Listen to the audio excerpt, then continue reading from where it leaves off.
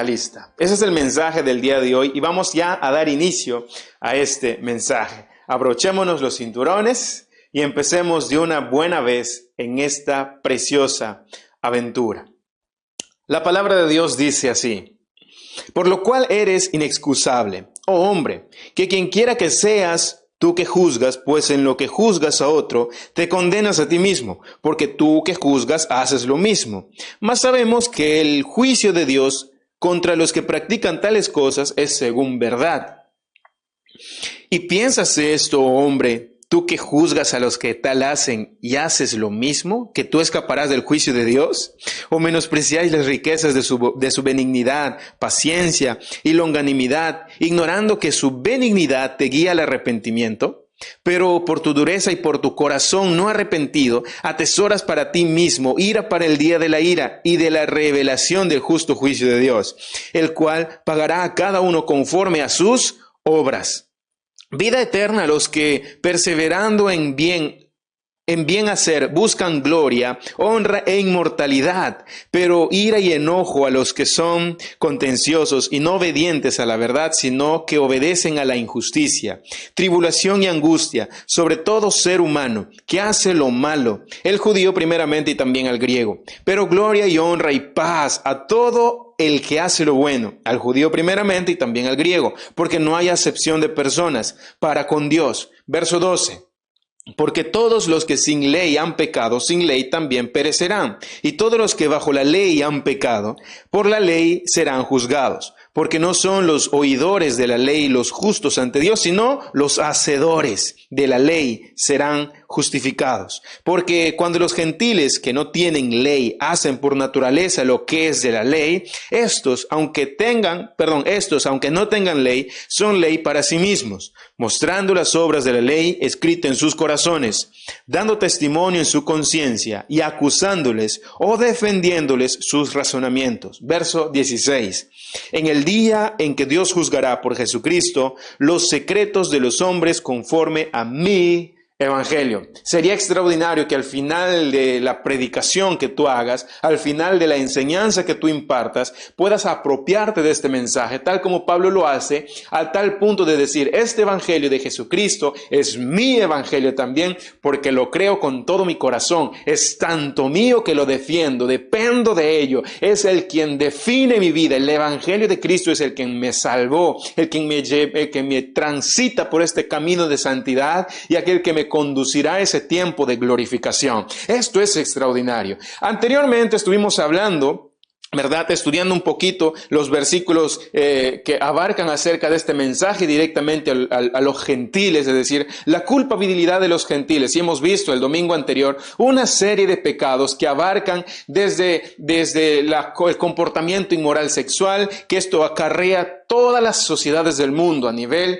aún desde los inicios de la historia de la humanidad. Cada uno de ellos se fue involucrando cada vez más, pero partiendo desde la inmoralidad sexual, llegando inclusive aún a consecuencias mucho más pecaminosas, perversas, en las que infligir o quitar la vida de alguien era tan normal, el llevar cautivos aún a nuestros hijos para ponerlo en pos de falsos dioses, para sacrificar su vida era tan normal, me dejo entender, en la que las sociedades literalmente habían levantado sus dioses para tratar de saciar este pecado, porque Jehová de los ejércitos condenaba su pecado y esta sociedad necesitaba levantar falsos dioses que honren y que permitan sus pecados, que sean permisivos, en pocas palabras, el pecado de esta sociedad para que ellos puedan seguir creciendo con paz. Me dejo entender, y que no exista la palabra de Dios que venga y los aflija. Pero estos falsos dioses, tarde que temprano, fueron quebrantándose y literalmente la sociedad necesitó levantar nuevos dioses, nuevos pensamientos, nuevos tipos de filosofías, huecas sutilezas a los cuales ellos deberían de arrimarse porque su pecado aún tenía hambre y necesitaba satisfacerse. ¿Con qué? Con mayor pecado.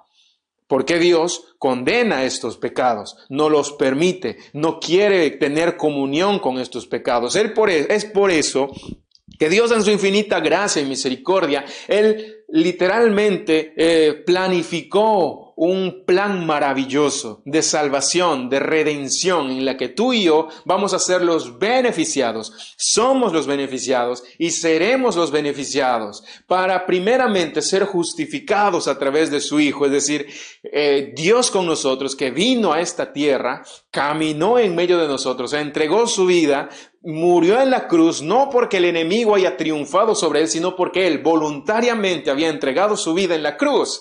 Él dio su vida, pero sorpresa para todos, él resucitó trayendo en sus manos las llaves de la vida y de la muerte, siendo triunfante, él teniendo aún el poder y la autoridad sobre la vida y sobre la muerte. Eso fue algo extraordinario, sumamente extraordinario, que marcó un antes y un después de la iglesia. Fue el nacimiento de la iglesia. Habíamos hablado en otro estudio acerca del nacimiento de la iglesia, ¿verdad? En ese momento en el Pentecostés, donde dice que estaban reunidos aproximadamente 120 de sus discípulos, seguidores de Cristo. Estaban ellos reunidos. De pronto en aquel aposento alto vino un estruendo como de un viento recio que soplaba toda la casa, ¿verdad? Y hacía un remesón extraordinario. La gente estaba en ese momento en el pueblo porque había una festividad, la Pascua. Muchas personas de muchas naciones estaban reunidos, de todas lenguas, de todas naciones, venían ahí, a ese lugar, porque era también un centro comercial, un centro turístico, aún para aquellos que hacen estas personas, de todas las nacionalidades venían allá.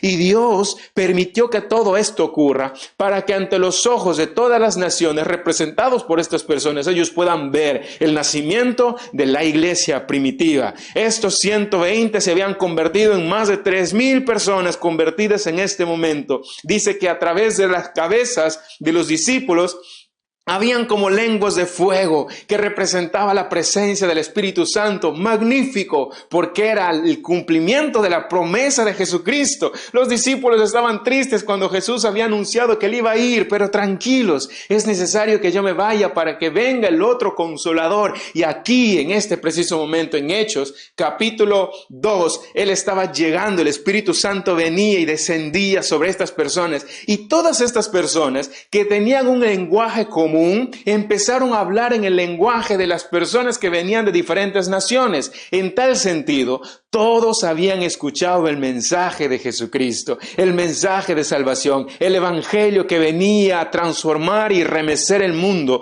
donde tú y yo íbamos a ser los participantes, aquellos que están en la línea de batalla cumpliendo el propósito de Dios. La expansión de la iglesia iba a ser justamente algo que iban nuestros ojos ver. Millones y millones de personas en todo el mundo hasta la fecha del día de hoy han sido convertidos sus vidas a través del evangelio de Jesucristo. Muchas naciones rindieron su vida, muchas personas, familias enteras, sociedades enteras entregaron su vida a Cristo. Pero mientras el evangelio crecía, también el mal crecía, porque la expansión, la muestra de la gracia de Dios, su conocimiento, ahora ya a través del evangelio, porque anteriormente había sido primero a través de la creación, ¿verdad? A través del conocimiento, a través de la conciencia, luego fue el conocimiento y la revelación de Dios a través de su ley, y ahora finalmente el conocimiento de Dios viene a través del evangelio de Jesucristo.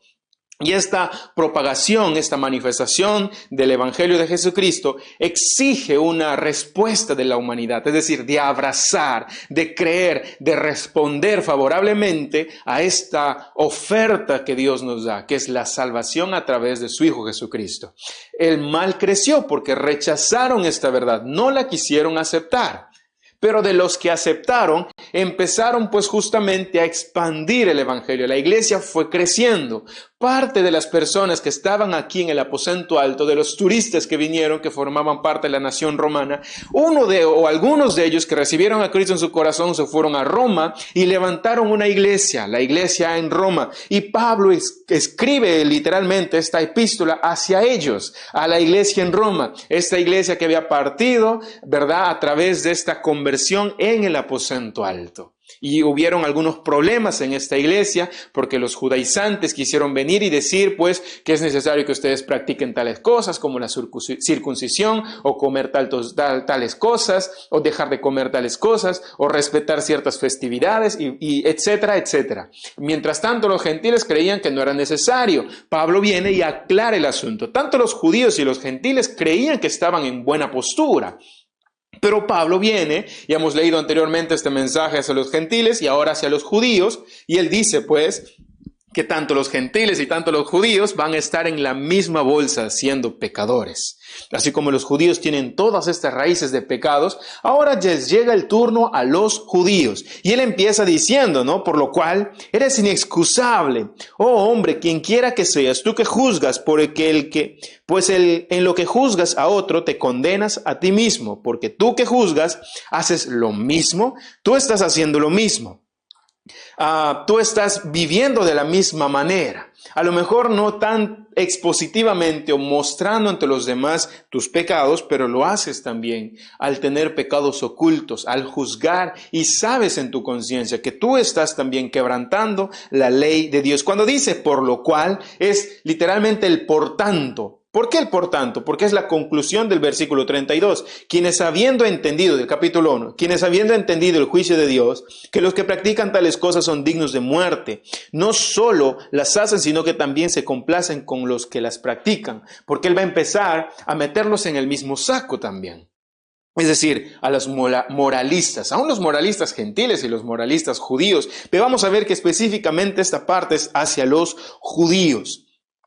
Por lo tanto, por lo dicho en el verso 32, entonces por toda esta exposición de pecados del capítulo 1, por tanto, él les dice, eres inexcusable, no tienes excusa, mereces la ira de Dios a causa de tu pecado, tú no tienes excusa. Si en la primera exposición, cuando yo puse de manifiesto todos los pecados de los gentiles, yo me imagino a los judíos, claro, y a veces los dije, ustedes son pecadores, mira la lista de pecados, estamos contigo, Pablo, y todos ellos haciendo una especie de barra, ¿verdad? A favor de toda la exhortación que empieza a decir Pablo, tú que juzgas, los moralistas, gentiles o judíos, es decir, tú que crees que tienes la talla para juzgar a los demás a causa de sus intenciones, sin siquiera conocer las intenciones de su corazón, juzga sus intenciones por medio de sus acciones, tú aún en este caso, también no tienes excusa.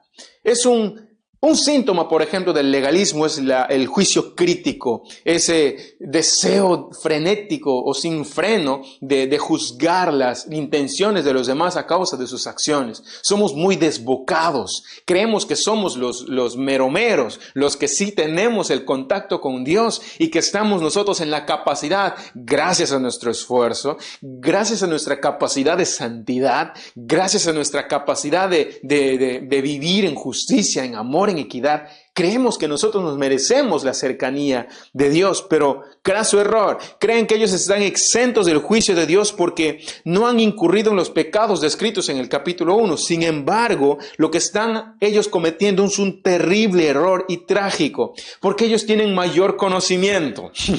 Pablo se incluye también ahí, porque ellos tienen mayor conocimiento, y ustedes saben que a mayor conocimiento, mayor responsabilidad. Si alguien tiene mayor conocimiento para condenar a otro, ¿por qué una persona condena a otra persona? Porque él tiene el conocimiento para saber que lo que está haciendo esa persona es mala, pero tiene conocimiento solamente para juzgar. Si tú que juzgas a los demás, ¿por qué no te juzgas a ti mismo? Porque estoy viendo que sí tienes conocimiento del bien y del mal, pero no lo estás aplicando para tu vida. Este era el problema de los moralistas. La autojusticia comete principalmente dos errores. Número 1, humanizan o minimizan los estándares de Dios. Los estándares de Dios siempre están por encima, pero el legalista o el moralista lo que hace es minimizarlos o humanizar los estándares de Dios. Y número 2, subestiman sus propios pecados. Creen que los pecados que cometemos, que los que ya tienen a Cristo en su corazón cometen, no son lo suficientemente gravosos para ofender a Dios. Lo cierto es que con nuestras acciones, con nuestros pecados, sí son graves y sí son ofensivos al carácter de Dios, ofenden el amor de Dios. Pero gracias a Dios que tenemos al Espíritu Santo, a Jesucristo como nuestro juez y nuestro abogado, que nos levanta y que nos limpia de toda condenación de pecado. Ahora, eso es justamente la explicación de la culpa. A causa de que nosotros somos pecadores, involucrados aún en la misma lista de aquellos gentiles, en toda esa lista de pecados, somos inexcusables. Luego, A partir del versículo 2 en adelante, vamos a empezar a ver acerca del criterio del juicio. Criterio del juicio. En base a qué criterios Dios emite su juicio. ¿Qué es lo que Él usa para emitir su juicio? Y vamos a ver tres cosas. Él emite su juicio según verdad, que es desde el versículo 2 al versículo 5, según obras, el criterio de juicio, desde el versículo 6 al versículo 10, y también sin acepción de personas, que es desde el versículo 11 al versículo 16. Dice el versículo número 2, mas sabemos que el juicio de Dios contra los que practican tales cosas es según verdad. Ese es el título, lo podremos llamar de esa primera parte, del 2 al 5. El criterio del juicio de Dios es según verdad, no según mentira. El cambio de tú, cuando Él dice en el verso 2, por lo cual eres inexcusable, oh hombre, quien quiera que seas, es decir, tú que juzgas, hay un cierto público a quien Él está manifestándose. Y cuando Él ya habla en el verso 2 más, sabemos, es decir, Él se está involucrando a sí mismo. Sabemos que Pablo era un judío, él era conocedor de la ley, ¿verdad? Él fue educado a los pies del famoso fariseo Gamaliel, ¿verdad? Él que formaba parte del Sanedrín también, Gamaliel, es decir, era un hombre muy erudito, sabio de la ley, y él fue el que educó, el que discipuló a Pablo en este concepto. Por eso es que él dice, el cambio de tú a nosotros sabemos que confirma que este mensaje es dirigido hacia los judíos. ¿Me dejo entender? Es decir, es exclusivamente para ello. Mas sabemos que el juicio de Dios contra los que practican tales cosas es según verdad. Mas sabemos, es decir, ellos sabían el juicio condenatorio de Dios sobre el pecado y sin embargo creían que por el mero saber, por el mero conocimiento, es decir, porque yo sé que el amor es bueno, solamente por el tema de saber y de haber estudiado, creo que esas personas serán justificados por solamente estudiarlo. Pero lo que Pablo va a hacer énfasis es que no solamente se trata del estudio, sino de la practicidad de la Biblia, la practicidad de la ley que has aprendido, la practicidad del consejo de Dios, no tanto el saber. Mucho diferente es el saber y el ser. El ser es mucho más importante que el saber, porque el saber puede quedarse en la psique. El saber puede quedarse esgrimido en nuestra mente y ambular a filosofar y meditar, pero el ser es justamente el llamado a la acción, es el saber puesto en práctica, eso es el ser. Y entonces Pablo está diciendo lo más importante es el ser, quién tú eres conforme a lo que has aprendido, puesto que la evidencia dice que no eres lo que has aprendido, entonces tú eres inexcusable, tú eres inexcusable. Y esto es aplicado a los que practican tales cosas, dice, son básicamente todos los que practican tales cosas. Ahí están involucrados todos los pecados descritos en el capítulo 1. Todos esos pecados descritos en el capítulo 1 están también acá, estas personas involucrados en esa lista de una u otra forma. El juicio de Dios básicamente no será por apariencias, porque la crítica o el juicio crítico normalmente se da en el sentido de la apariencia. Yo te juzgo por lo que veo. Y yo estoy diciendo que las intenciones de tu corazón es por el juicio que yo te he transitado, que te he dicho, de acuerdo a tus acciones, pero sin embargo no sé tus intenciones. Lo que Dios hace es juzgarnos por nuestras intenciones, no tanto por las acciones, sino por las intenciones. ¿Cuáles son las intenciones de tu corazón? Porque ahí es donde Dios trabaja. Ahí es donde Dios va y ataca finalmente. La transformación del corazón va a hacer que se irradie por todo tu ser y automáticamente tus acciones, tus palabras, las obras, todo lo que tú vas a sacar va a ser el reflejo fiel de tu corazón. Por eso es que Dios viene y juzga la intención del corazón. Nosotros, por ejemplo, somos muy ávidos en juzgar a aquellos que están empezando su proceso de santidad. Como ya nosotros estamos en otro nivel, pues ¿qué me van a igualar? Yo soy un poco más santo que ellos. Y como ellos están empezando, empezamos a juzgar sus acciones, ¿verdad? Y no sabemos la intención de su corazón. Muchas veces ellos están fallando porque les falta conocimiento y están siendo entrenados. Hay que alentarlos, animarlos, exhortarlos. Hay que levantarlos en el nombre de Jesús para que ellos sigan aprendiendo, llenándose del conocimiento de Dios. Y vamos a ver cómo en ese proceso de santidad, esta vieja naturaleza va a ir siendo desvestida y van a ir revistiéndose de la nueva naturaleza que es en Cristo Jesús. Pero es un proceso. Amén. No juzguemos los primeros pasos de aquellos niños espirituales que están caminando, porque ya nosotros nos creemos pues los maduros, los ancianos espirituales. Amén. Esto es pues el problema con el que nos encontramos aquí. Por eso es que el juicio de Dios no será por apariencia, sino por verdad, como lo dice ahí, ¿verdad? Sabemos que lo que practican tales cosas es según verdad. El juicio que Dios hará es según verdad. Vaya por favor un ratito conmigo a 1 de Corintios capítulo 4, versículo 5. Dice: así que no juzguéis nada antes de tiempo, hasta que venga el Señor, el cual aclarará también lo oculto de las tinieblas y manifestará las intenciones de los corazones. ¿Ves? Y entonces cada uno recibirá su alabanza de Dios. La intención del corazón. No juzguemos las acciones creyendo que sabemos las intenciones del corazón. Mantengamos o abstenguemos ese momento el juicio crítico y más bien alimentemos y sembremos la palabra de Dios para alimentar y alentar a nuestros hermanos a seguir creciendo. Amén. Ese es el resumen en pocas palabras de este versículo bíblico. Versículo 3. Y piensas esto, oh hombre, tú que juzgas a los que tal hacen y haces lo mismo, que tú escaparás del juicio de Dios. ¿Crees que tú vas a escapar del juicio de Dios juzgando a los que tal hacen y tú también haces lo mismo? Pero ¿cómo? ¿Cómo es que yo hago lo mismo? Si yo cumplo con la ley, ¿verdad? Cumplo con las ordenanzas de la Torá, he vivido sirviendo y leyendo de aquellos sabios, rabíes que han escrito las interpretaciones, ¿verdad? De la ley.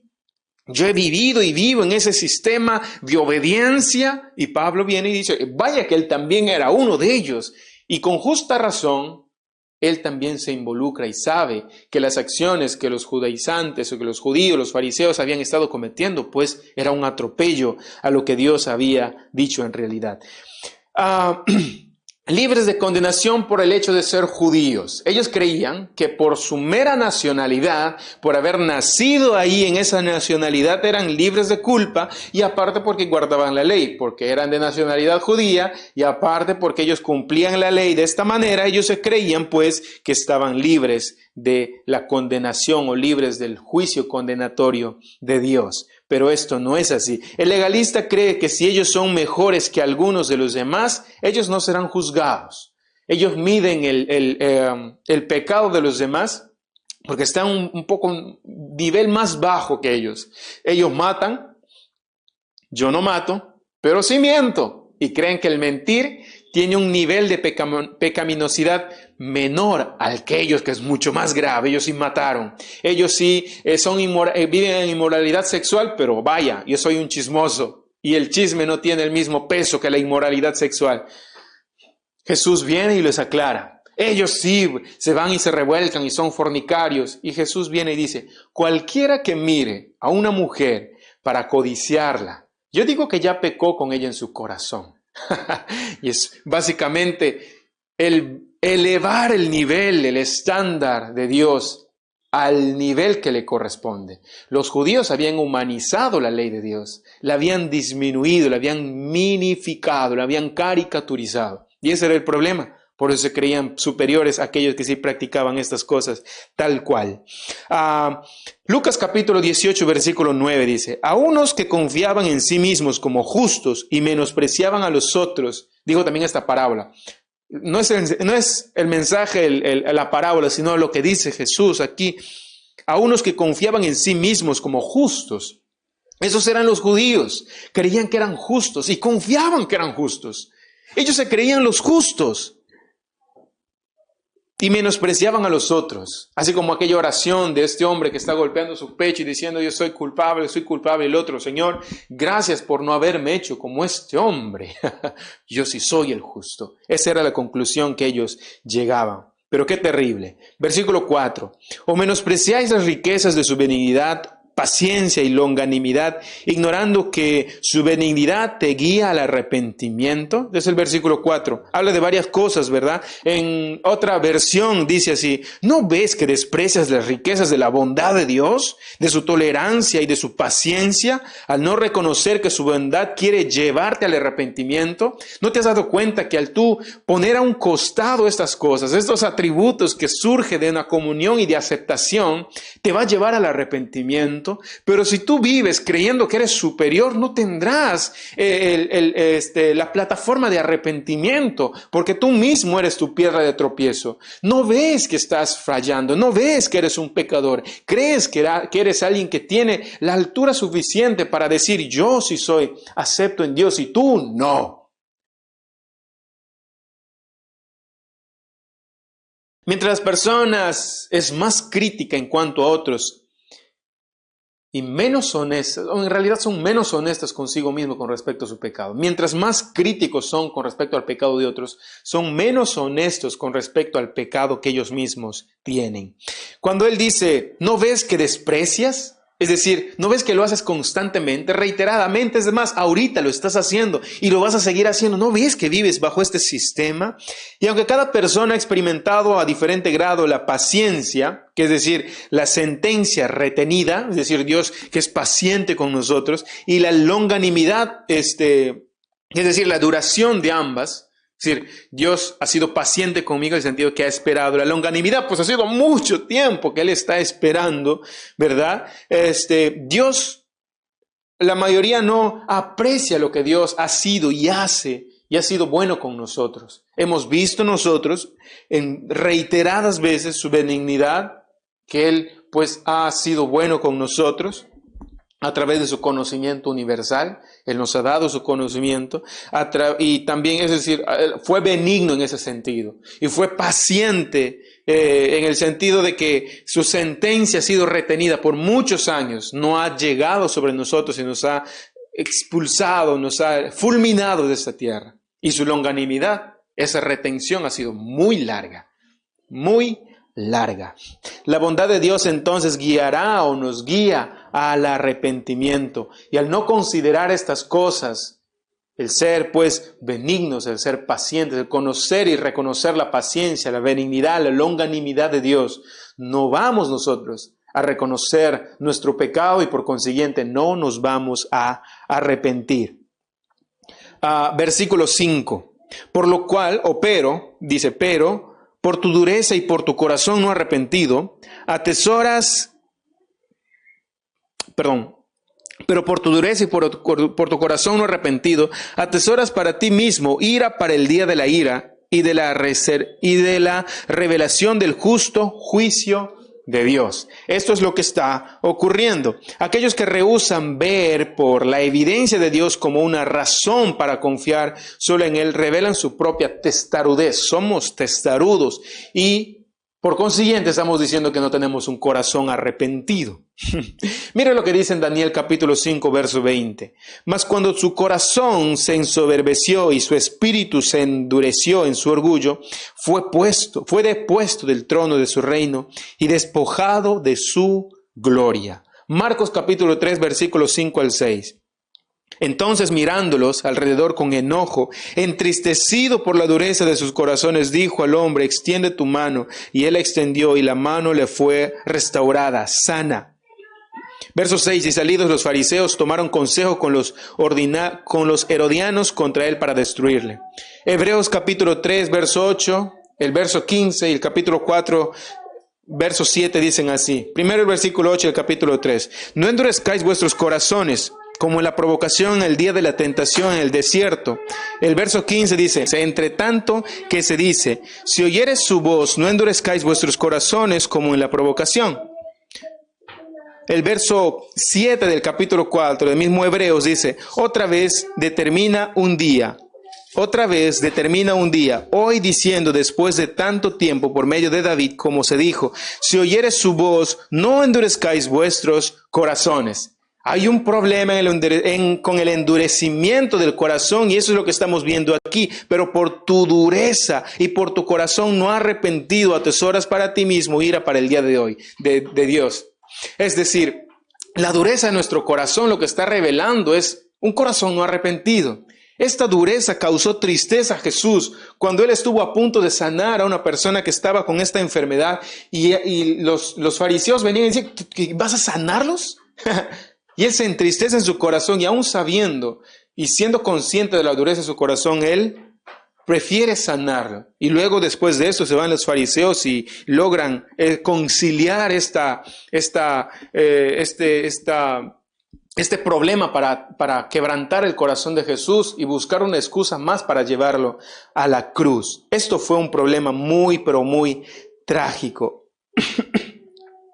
Cuando Él dice atesoras para ti, es una persona que rechaza la oferta del perdón ofrecido por Dios y se aferra, en pocas palabras, a su propio pecado. Acumula más ira de Dios y puede hacerse acreedora de un juicio mucho más severo, como puedes leer en Apocalipsis 20, versículo 12. Esto es lo que sucede. El corazón duro es la manifestación de un corazón que no ha sido arrepentido. Un corazón duro. Un corazón que no reconoce a Dios. Un corazón que no reconoce el poder de Dios ni su salvación. Esto es lo terrible que pasa. Entonces, hasta aquí lo que vemos es el criterio del juicio según la verdad. La evidencia está ahí plausible. La evidencia de que el corazón del hombre es duro. Él juzga a la humanidad con respecto a su verdad. Esa verdad que fue revelada de una u otra forma. También el criterio del juicio se aplica según las obras. ¿Que sí? Sí. Según las obras. No que las obras no garantizan mi salvación. Vamos a ir viendo este asunto de una forma sistemática, tal como lo estamos estudiando hasta el día de hoy. Versículo 6. El cual pagará, dice, a cada uno conforme a sus obras. El cual pagará a cada uno conforme a sus obras. Sencillo el versículo, pero tan profundo al mismo tiempo. Miremos otros versículos que nos van a ayudar a entender este versículo. 1 Corintios capítulo 3, versículo 8. Dice, y el que planta y el que riega son una misma cosa, aunque cada uno recibirá su recompensa conforme a su labor. Las obras lo que hacen es poner de manifiesto la realidad de la fe. Es como un niño recién nacido. ¿Qué es lo que hace un niño recién nacido para que los padres estén felices o los doctores pues finalmente digan pues el niño ha llegado sano? Patalea, llora, se mueve, ¿verdad? Son manifestaciones de que este niño tiene vida. Entonces, lo que vamos a empezar a ver de aquí en adelante, cuando él habla acerca de las obras, tiene que ver con la manifestación de un hombre que ha sido convertido, el resultado de la fe salvífica, el resultado de Jesucristo operando en el corazón del hombre para salvarlo. Estas obras, que lo que se manifiesta acá, básicamente es el reflejo de que esta persona ha sido salva. Eso es lo que nos está diciendo. No son perfectos en el sentido de que mantienen no son perfectos porque siguen manteniendo su inclinación al pecado, pero existe evidencia innegable de que estas personas han sido justificados divinamente y esa es la realidad de su vida. Es evidente que por las obras nadie se justificará y lo hemos estudiado reiteradas veces y vez tras vez. Nadie se justifica por las obras delante de Dios. Eso lo puedes ver, por ejemplo, en el capítulo 3, versículo 20, solo para adelantarnos un poquito. Dice, ya que por las obras de la ley ningún ser humano será justificado delante de él, porque por medio de la ley es el conocimiento del pecado. Entonces, no podrían un versículo del capítulo 2 negar o quebrantar lo que dice en el capítulo 3, sino que tiene un sentido. El resultado del juicio conforme a obras no puede ser otro que la eterna condenación. El resultado del juicio conforme a obras es referido justamente a la condenación. Si nosotros somos condenados o enjuiciados por nuestras obras, nuestra condena literalmente es aquella de eterna condenación, que es lo que se está leyendo y se va a empezar a leer desde acá. Verso 6, el cual pagará a cada uno conforme a sus obras. Esto es una sentencia para aquellos que están dirigidos a esta condenación eterna.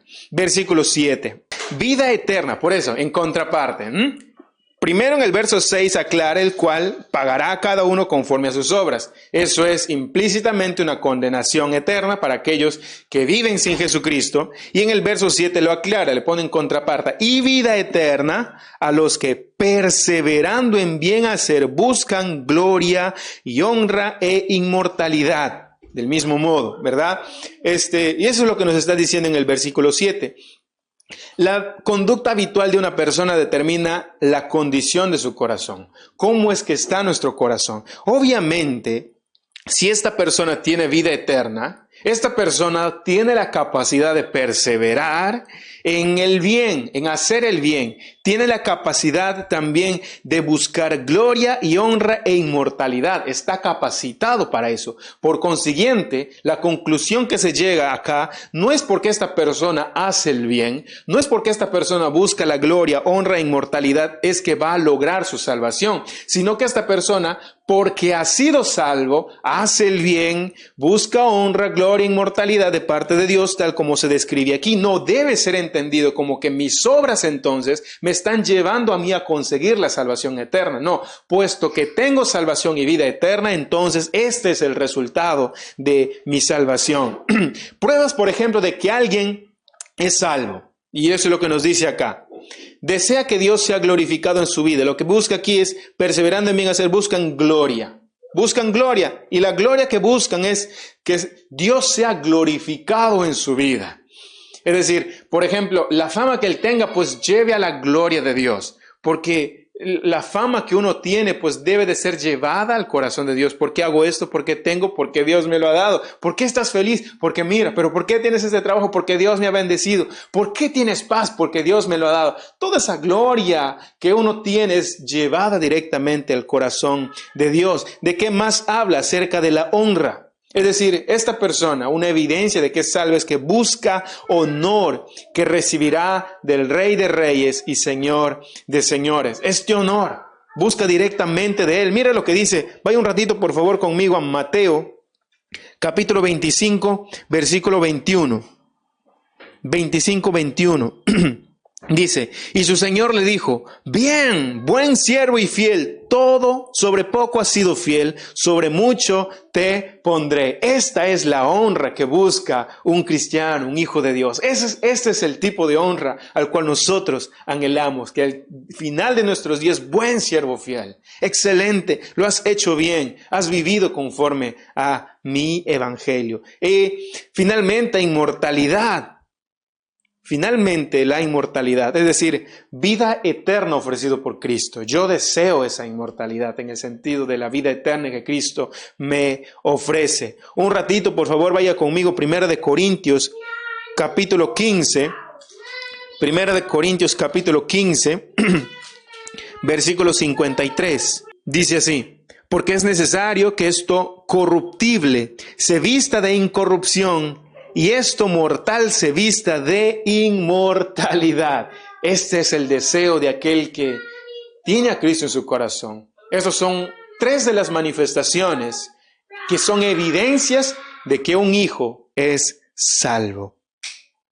Versículo 8 dice, pero ira y enojo a los que son contenciosos y no obedecen la verdad, sino que obedecen a la injusticia. Nuevamente, pero ira y enojo a los que son contenciosos y no obedecen a la verdad, sino que obedecen a la justicia, a la injusticia. Es decir, si bien es cierto, existe una desobediencia a la verdad, pero por el otro lado existe una obediencia a la injusticia. El ser desobedientes a la verdad de Dios nos pone en el lugar de ser obedientes a la injusticia, por lo cual, como hemos aprendido en el capítulo 1, dos de las razones por las que se desata la ira de Dios es impiedad e injusticia, que con injusticia detienen toda la verdad, detienen la verdad de Dios. Es decir, la injusticia, injusticia aplicada tanto al prójimo y tanto a Dios mismo, porque somos injustos con su verdad. La verdad es verdad en sí misma y somos injustos en el sentido de no aceptar estos preceptos que están llenos de verdad y que son verdad en sí mismo.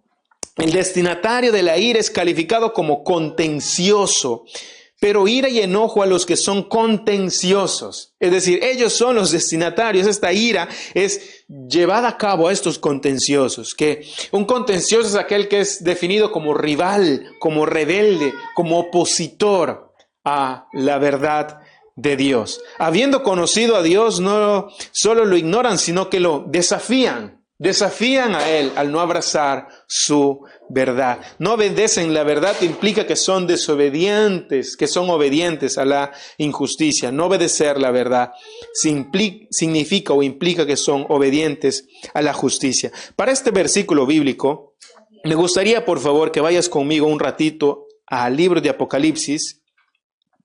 Apocalipsis capítulo 21. Y vamos a ver el contraste de otros, tanto el capítulo 3, el capítulo 21, el versículo 3 al 4 y el versículo 18 de este mismo capítulo. 3:4 dice así: y oí una gran voz del cielo que decía: he aquí el tabernáculo de Dios con los hombres, y Él morará con ellos, y ellos serán su pueblo, y Dios mismo estará con ellos como su Dios. Enjugará Dios toda lágrima de los ojos de ellos, y ya no habrá muerte, ni habrá más llanto, ni clamor, ni dolor, porque las primeras cosas pasaron. Mire lo que dice en el verso 8. Pero los cobardes e incrédulos, los abominables y homicidas, los fornicarios, hechiceros, los idólatras, y todos los mentirosos tendrán su parte en el lago que arde con fuego y con azufre, que es la muerte segunda. ¿Ves el contraste? Ante la verdad y ante la injusticia.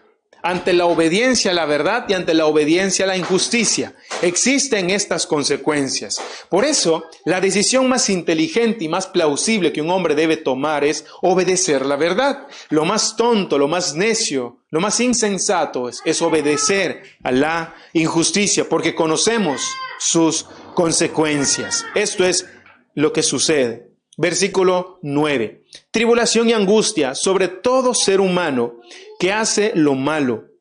El judío primeramente y también al griego. Nuevamente se usa esa terminología. Primero al judío y después al griego. La evidencia de aquellos que no pertenecen a Dios se ven en sus características malvadas, como hemos visto en el versículo 7. Hemos visto en el versículo 7, ¿no? Es decir, vida eterna, los que perseverando en bien hacer buscan gloria, honra e inmortalidad. Lo que evidencia que no pertenecemos a Dios es justamente hacer todo lo contrario, lo que en el versículo 7 nos describe. Y sus consecuencias, pues, son las que están en el versículo 8, ira y enojo a los que son contenciosos. Causa y consecuencia. Lo que nos dice literalmente es que debemos de ser cuidadosos. Cuando él habla acerca de la tribulación es presión en su máxima esplendor. La presión máxima que uno pueda sentir. Esa es la tribulación. La angustia es la aflicción extrema. Así como la tribulación es una presión extrema, la tribulación es una aflicción extrema, es confinamiento extremo, es como estar encerrado, estás afligido al extremo. Que estás a punto no a punto, sino que estás en desesperación, en locura. Eso es justamente la angustia que se describe aquí. Por eso, tribulación y angustia sobre todo ser humano que hace lo malo, al judío primeramente, también al griego. Esas son los que vamos a ver. Al judío primeramente, también al griego, así como ellos fueron los primeros en oír y en recibir el evangelio, también serán los primeros en recibir el juicio de Dios. Ellos serán los primeros si rechazan a Dios. Por ejemplo, Israel, él va a recibir un castigo mucho más severo que recibió el mayor luz y mayor bendición que los demás, y que eso tú lo puedes encontrar en el capítulo 9, versículos del 3 al 4 también. Esa es una verdad que está ahí siendo revelada. Versículo 10.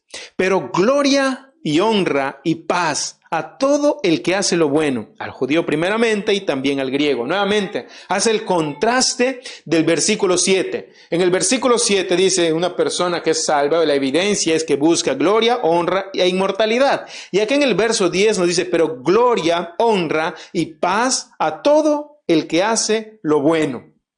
La gloria, es decir, ya hemos estudiado eso, la honra, y aquí la paz viene como una especie de sinónimo a lo que en el verso 7 habla acerca de la inmortalidad. Es decir, paz. Una persona que sabe cuál va a ser su final, sabe cuál van a ser el final de sus días, ¿cómo está? En paz. Cuando uno está endeudado, por ejemplo, ahorita, ¿cómo está? En aflicción. Pero ¿qué tal si recibieras una noticia y te dicen, al final del mes todos tus pagos van a ser saldados, no tendrás cuenta alguna? Es más, vas a tener una retribución aún de un cierto dineral. ¿Qué estás tú? ¿En aflicción? ¿Cómo voy a pagar? No, estás en paz, porque sabes que al final del tiempo, al final del mes, va a estar cancelada esa deuda. Lo mismo sucede con nosotros. La Biblia nos dice que nosotros, a través del Espíritu Santo, vamos a tener una paz que sobrepasa todo entendimiento. No tenemos paz porque nos falta el dinero, porque pasemos por enfermedades o por aflicciones. No, esa paz debe ser obvia. La garantía o la razón por la que tenemos paz es por lo que nos promete vida eterna. Aún en medio de la persecución, en medio de la enfermedad, en medio de plagas, en medio de economías bajas, nosotros podemos tener paz porque no nos da paz el dinero de este momento, no nos da paz la enfermedad, no nos da paz la sanidad, no nos da paz el hecho de que no nos persiga. Lo que nos trae paz es la vida eterna prometida por Cristo Jesús. Ese es lo que nos transmite paz. Podemos pasar muchas cosas, pero tengo mi vida inmortal, la vida eterna garantizada porque ya Cristo ha dado su vida por mí. Y es esa paz que está descrito acá. A todo aquel que hace lo bueno, al judío primeramente y también al griego. Eso es lo que está sucediendo acá. Lo que se describe aquí en el verso 10, gloria, honra y paz a todo lo que hace lo bueno, al judío primeramente y también al griego igual. No se describe esta búsqueda como la razón para llegar a la salvación, sino es la evidencia justamente de que una persona ha sido salvo. Por eso, básicamente, la vida eterna no es una recompensa por vivir bien, La vida eterna no es una recompensa porque vivimos bien. La vida eterna, o vivimos bien nosotros, vivimos buscando estas cosas que la Biblia nos describe a razón de que hemos recibido vida eterna. Pero Dios siempre honra al vivir sabiamente, de acuerdo con Proverbios. Van a ustedes ver que hay ciertas cosas que, porque nosotros hemos practicado, vamos a vivir obviamente bajo ciertas recompensas. Si uno es insensato, los resultados de su vida van a estar llenos de insensatez. Si descuidamos nuestra familia, nuestros hijos, obviamente los resultados que vamos a cosechar, pues va a ser desesperación, llanto por la conducta de nuestros hijos. Si empezamos a sembrar en estos momentos, pues pasividad, que no leemos la palabra de Dios, más adelante vamos a estar cosechando frialdad, vamos a estar abrazando ciertas filosofías y huecas sutilezas a raíz de que hemos descuidado, por ejemplo, la lectura de la palabra de Dios. ¿Me dejo entender? Es decir, cada cosa que nosotros hagamos tiene consecuencias también, y por eso es sabio también, de acuerdo a lo que nos dicen Proverbios, que uno tiene que vivir con sabiduría. Valga la redundancia. Esto es entonces, primero, el criterio de juicio de Dios según la verdad, hemos visto según las obras, y aquí vamos a ver el criterio de Dios con respecto a la justicia, que no hace acepción de personas. Porque no hay acepción de personas para con Dios. Sencillamente así. ¿De qué otra forma se puede describir? Ahí está. Dios no hace acepción de persona. Es decir, no existe favoritos con privilegios para ser aceptados por Dios. Eso quiere decir que no hay parcialidad con Dios. Él es imparcial. Él no juzga con respecto a lo que Él ve. Él juzga con respecto a las intenciones de nuestro corazón. Dios es un juez imparcial. No se conforma con las apariencias, sino que juzga conforme a las intenciones. Vamos otra vez, por favor, a 1 Corintios, capítulo 4, versículo 5. A leerlo nuevamente. Así que no juzguéis nada antes de tiempo, hasta que venga el Señor, el cual aclarará también lo oculto de las tinieblas y manifestará las intenciones de los corazones. Entonces cada uno recibirá su alabanza de Dios. Lo leemos nuevamente porque nos ayuda a entender este versículo bíblico. Mientras que los hombres somos propensos a juzgar intenciones por apreciaciones. Mira el contraste, ¿verdad? De lo que Dios hace y de lo que el ser humano hace. Versículo 13. Versículo 12, perdón. Porque todos los que sin ley han pecado, sin ley también perecerán. Y todos los que bajo la ley han pecado, por la ley serán juzgados. Este es el versículo 12. Es decir, Dios demandará responsabilidad conforme a la luz recibida. Ya sea que hayan sido personas que nunca recibieron la ley tal cual a través de las tablas que Moisés vino y dio, a través del conocimiento de la palabra de Dios. Es decir, ya nosotros hemos aprendido en el primer capítulo que el conocimiento de Dios se revela, ¿verdad?, desde el cielo contra toda impiedad e injusticia de los hombres, ¿verdad? Que aun con injusticia se revelan ante la verdad. Hemos visto también que Dios se revela desde el principio de la creación. Dios se revela a través de su ley y Dios se revela también a través del Evangelio de Jesucristo. Sea cual fuera el tipo de revelación o la luz que hemos tenido de Dios, en esa medida es que vamos a ser juzgados. Por eso siempre salta la pregunta, ¿y cómo van a ser juzgados aquellas tribus que nunca recibieron el mensaje del Evangelio de Cristo? Qué injusto es Dios para juzgarlos si nunca recibieron el mensaje de salvación. Pero tienen conciencia y a través de esa conciencia ellos saben, tienen el conocimiento del bien y del mal. Las tribus, ¿cómo fueron? Sanguinariamente terribles. Mataban, sacrificaban y hacían tantas y tantas cosas. Muchos pueblos vivían en temor porque estas naciones de las tribus anteriores eran muy sanguinarias, mataban, degollaban, hacían sacrificios a estos dioses también. Tenían en sus conciencias el conocimiento del bien y del mal, pero decidieron rehusarse también a cumplir. Entonces, en base a esta luz que ellos recibieron de Dios, es decir, a través de su creación, a través del conocimiento del bien y del mal que ellos lo tuvieron, también van a ser juzgados en ese sentido. Es por eso que no existe tal cosa, que injusto es Dios. No, Dios es un Dios justo, es un Dios parcial, es un Dios en la que no tiene parcialidad, es un Dios que juzga en base a las intenciones de los corazones en este sentido. Por eso es que para algunos solo la luz de la revelación natural llega a todos los hombres. Por conciencia y por conocimiento de la creación, esta es la primera parte. Otros con el conocimiento mayor de la revelación escrita, que es su palabra, y otros los que tienen mayor conocimiento por la predicación del Evangelio. Tanto la conciencia y tanto el conocimiento los puedes ver en el versículo 12, ¿verdad? La conciencia en el versículo 2:15, el conocimiento de la creación, versículo 1, capítulo 1, verso 20. Con respecto a la revelación escrita, también en el versículo 12, ¿verdad? Y a través del conocimiento de la predicación, el versículo 16.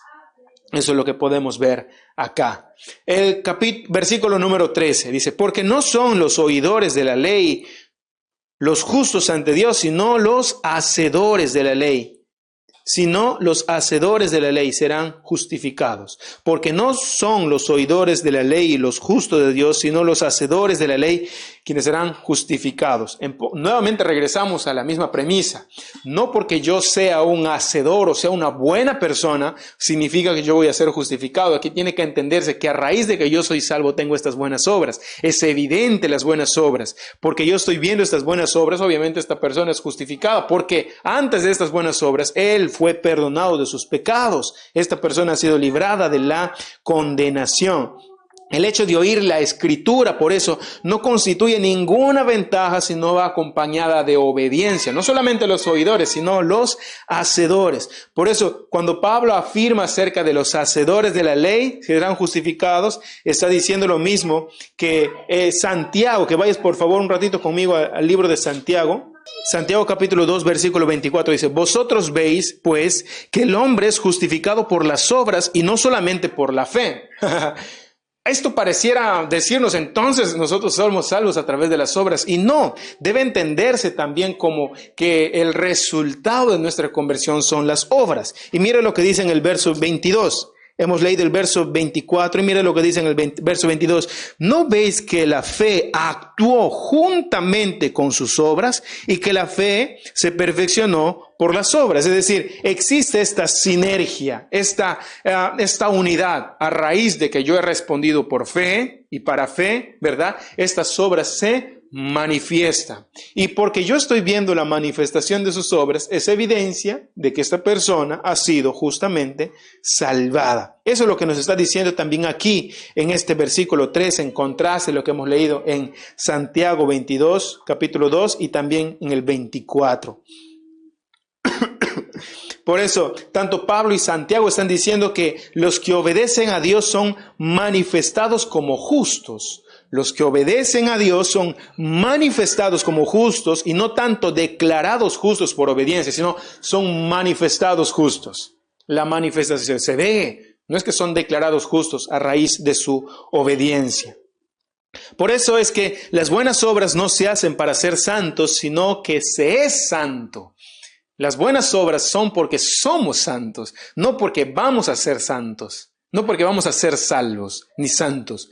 Hacemos obras porque somos santos. Ya Dios nos ha santificado. Las buenas obras no son el resultado del esfuerzo personal del cristiano, sino el estilo propio de vida de quien ha sido salvado.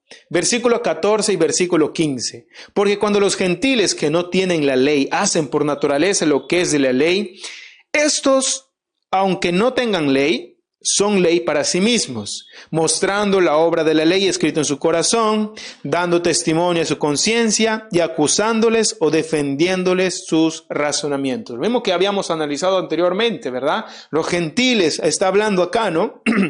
Es decir, el hombre ha sido creado por Dios como un ser moral, tiene en su conciencia el conocimiento del bien y del mal, porque hemos sido creados a su imagen y semejanza, como está escrito en Génesis 1:26, ¿verdad? Eso ya también lo hemos descrito. Es decir, tenemos el conocimiento del bien y del mal, y a raíz de esto existe este tipo de ley escrita en nuestros corazones, con la capacidad interna para determinar lo que es bueno y lo que es malo. Por eso dice, ¿no?, que está describiendo a los gentiles que no tuvieron ley, son temerosos de Dios y creyentes, como fue el caso de Rahab, por ejemplo, siendo una mujer gentil, siendo una mujer sin el conocimiento de la ley, ¿verdad? Esta mujer decidió obedecer y honrar a Dios, aún en su desconocimiento de la ley, porque ella tenía escrito en sus corazones el conocimiento de Dios, el conocimiento del bien y del mal. Todos, en la medida de la revelación recibida, vamos a ser juzgados por el mismo principio, si han obrado bien o mal. Eso es justamente el ser juzgados bajo la ley. Y finalmente el versículo 16. En el día en que Dios juzgará por Jesucristo los secretos de los hombres conforme a mi evangelio. Conforme a mi evangelio.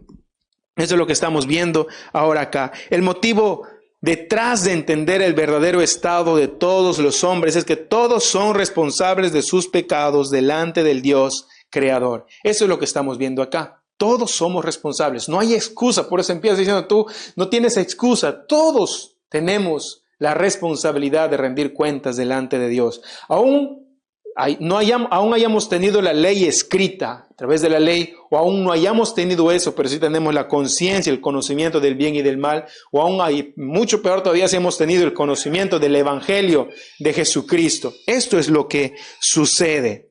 ¿Podemos vivir negando nuestra culpabilidad? ¿Podemos vivir creyendo de que somos pues lo suficientemente buenos para ser aceptados delante de Dios? ¿Podemos vivir negando nuestra culpabilidad como una especie de técnica de manipulación, verdad? Pero enfrentaremos tarde que temprano a Dios, quien conoce cada mente, cada corazón, cada pensamiento, cada ambición. Mira lo que dice Jeremías 17:9. Engañoso es el corazón más que todas las cosas y perverso, ¿quién lo conocerá?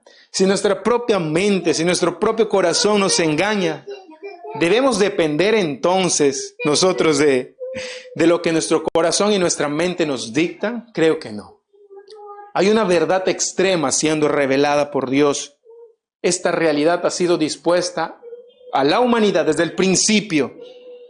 Y vamos a estar siendo enfrentados ante esta realidad aún el día en que estemos delante de Dios para ser juzgados. Una realidad que sabemos que viene y no podremos escondernos detrás de nuestra ignorancia. No podemos escondernos. Todos vamos a ser juzgados según lo que nos dice aquí Romanos. Esa es la realidad. Así es que aceptemos a Jesucristo como nuestro Señor y Salvador. Él es el único camino para llegar al Padre, el único camino para ser salvos a través de Él. Es necesario que nos rindamos ante Él, que aceptemos su salvación, porque Él es nuestro Señor y nuestro suficiente Salvador.